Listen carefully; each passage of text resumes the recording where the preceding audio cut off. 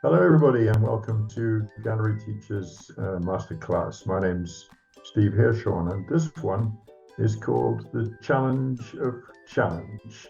And I'm talking about how we manage our classrooms, how we challenge students to do things which perhaps they thought they couldn't.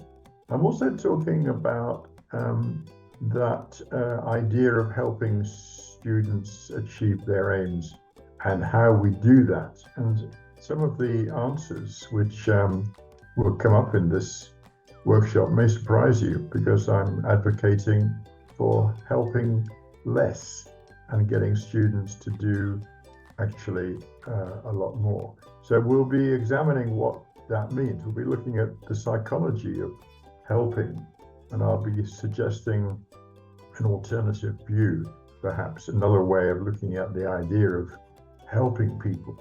And I'm going to try to dismantle that notion that our job is to help people, because when you help somebody, you take over the job. And as a teacher, of course, you can't really do that.